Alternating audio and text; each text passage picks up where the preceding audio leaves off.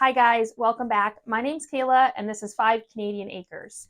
Now, I alluded to in my last video some of these changes that I'm going to be making, specifically because I've gone back to work full time and it's busier, and also just from all of the lessons I have learned over the past years of gardening. Of course, every year we are making changes to our garden, just learning and growing and getting that 1% better.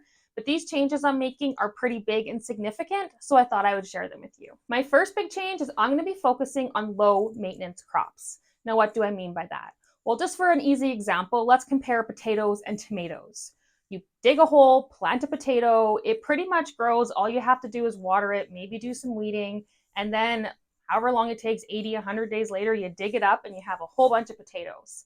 Now for tomatoes, for up here in the cold climate, we have to start them early, kind of baby them all spring, harden them off, plant them, and then it's trellising and trimming and so much work and maintenance just to get these tomatoes. So this year, I'm going to be focusing on a lot of things that are low maintenance. So yes, I'm still going to grow the tomatoes and the cucumbers and certain other things that take a little more maintenance.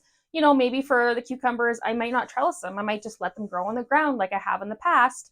And I know I'm still going to get a good crop. A few more examples of some low maintenance crops are things like root vegetables or squash, or even something like the Three Sisters method, which I've done in the past, which is the corn, beans, and squash all growing together. You pretty much plant it and then it just grows and you do your harvest. My second big change is I'm going to be growing crops that are easy to store and preserve. So thankfully, a lot of the crops that are low maintenance fall into this category as well, like the root vegetables. You pretty much harvest them, a little bit of curing, or certain methods like the carrots in my fridge, and they're going to last throughout the winter. And then also anything that can be pickled. We love pickled things in my house. So of course, root vegetables can be pickled, or things like beans, and of course cucumbers, and we can make pickles. So besides, you know, the potatoes, the root vegetables, anything that can be pickled, another great thing that I'm going to be growing more of are the herbs, because they are super easy to dry, don't take up much space in storage, and they can add a lot over the winter to our food and also our medicine cabinet. Now, the third big change I'm making, and this is a big one, is I'm going to be focusing and growing a lot more hybrids.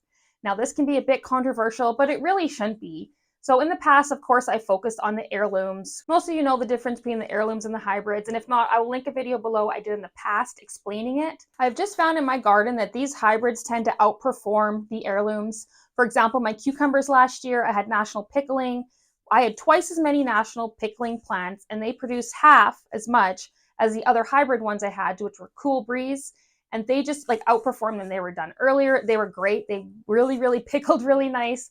So I'm going to be growing a lot more of the hybrid vegetables just to get more out of my garden in the same amount of space. And this also goes back to my first change, which is more low maintenance. So for the same amount of work in the space, that amount of weeding, that amount of taking care of that plant, I'm going to get 4 times as much produce out of that. And I do find the hybrid seeds can be more expensive, but again, weighing that to the cost of what I'm going to get out of it, it still ends up being cheaper. Of course, I'm still going to grow the fun things like the tomatillos. I'm going to try okra again, even though I've never been successful with it.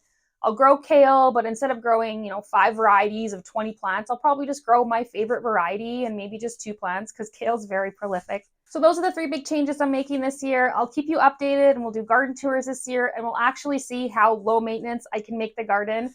Very excited for that. As always, thank you so much for watching and we'll see you next time. Bye.